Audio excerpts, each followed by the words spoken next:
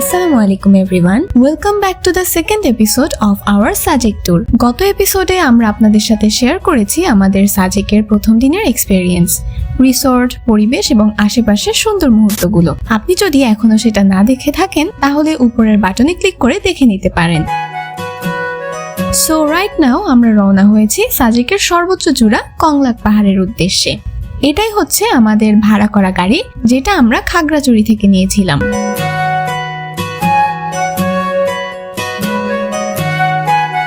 খুব সকালে পাহাড় বেয়ে এই আঁকাবাঁকা রাস্তায় যাওয়ার এক্সপেরিয়েন্সটা সত্যি অসাধারণ ছিল। তবে এখন পর্যন্ত সাজেকের সবচেয়ে ভয়ঙ্কর রাস্তা আমার কাছে এই পাহাড়ের পথগুলোই মনে হয়েছে। এমন মনোমুগ্ধকর দৃশ্য উপভোগ করতে করতে আমরা অবশেষে পৌঁছে গেলাম আমাদের গন্তব্য কংলাক পাহাড়ে। সাজেকের সবচেয়ে উঁচু এই জায়গাটা আসার এক্সাইটমেন্টটাই ছিল আলাদা, আর এখানে উঠার জার্নিটাও ঠিক ততটাই স্পেশাল। মূলত এই পাহাড়ে উঠতে হলে 200 থেকে 300টি সিঁড়ি পেরিয়ে ধীরে ধীরে উপরের দিকে উঠতে হয়।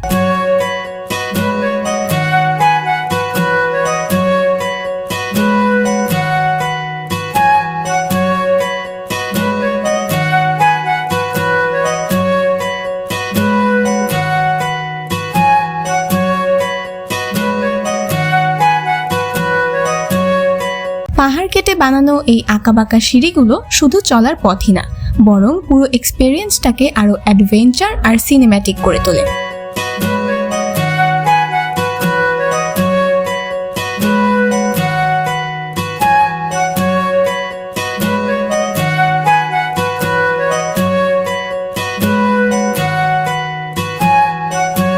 শুরুর দিকে খুব সহজ মনে হলেও কিছুটা উপর ওঠার পরই বোঝা যায় এটা মোটেও সহজ না, কারণ পথটা লম্বা।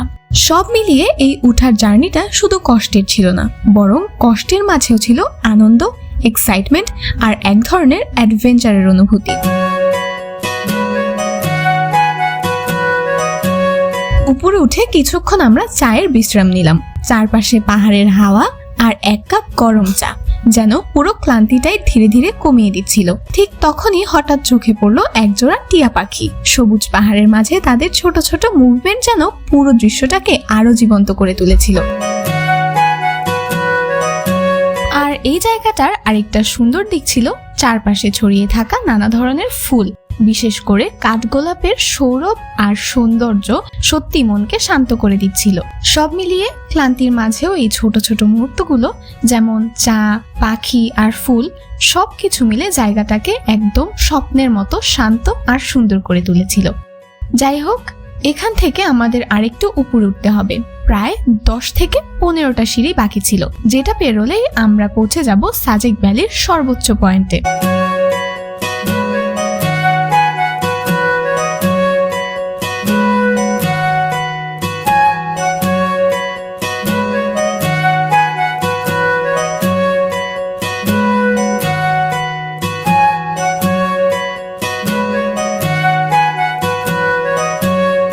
অবশেষে আমরা চলে এলাম সাজেকের সর্বোচ্চ চূড়া কংলাক পাহাড়ে।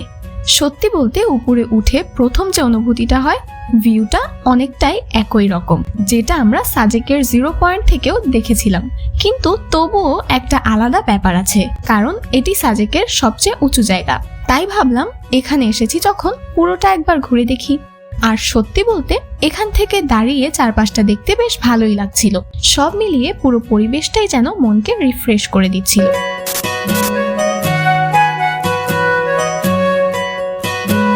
লম্বা সিঁড়ির পথ, সবকিছুর পরেও এই মুহূর্তটা সত্যিই অর্থের ছিল।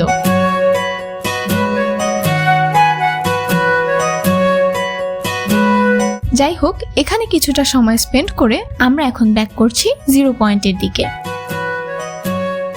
এখন আমরা আবার চলে এসেছি সেই সিঁড়িগুলোর কাছে, যেখান দিয়ে আমরা কিছুক্ষণ আগে উপরে উঠেছিলাম। তবে একটা ব্যাপার ভেবে সত্যি ভালো লাগছিল, উঠার সময় যেমন কষ্ট হয়েছিল, নামার সময় ঠিক ততটা কষ্ট আর হবে না।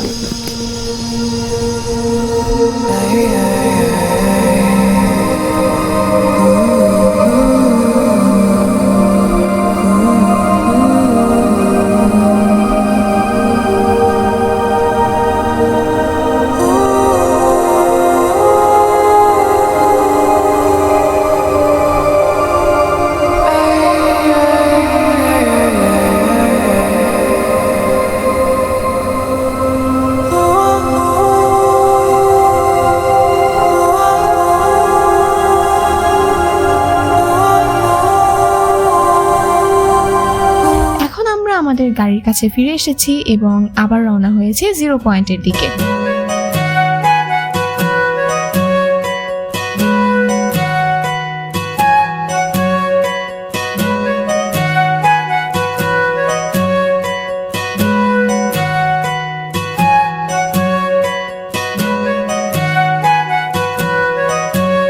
কিছুক্ষণ পর আমরা পৌঁছে গেলাম সাজেক 0 পয়েন্টে। আর এখানে এসেই চোখে পড়লো সেই পরিচিত জায়গাটি, যেটা প্রায় সবাই সাজেক এলে একবার না একবার দেখে যায়। এটা মূলত সাজেক 0 পয়েন্টের একটি সাইনবোর্ড বা নিদর্শন, যেটার সামনে দাঁড়িয়ে ছবি না তুললে সাজেক ট্রিপটা যেন ইনকমপ্লিট থেকে যায়।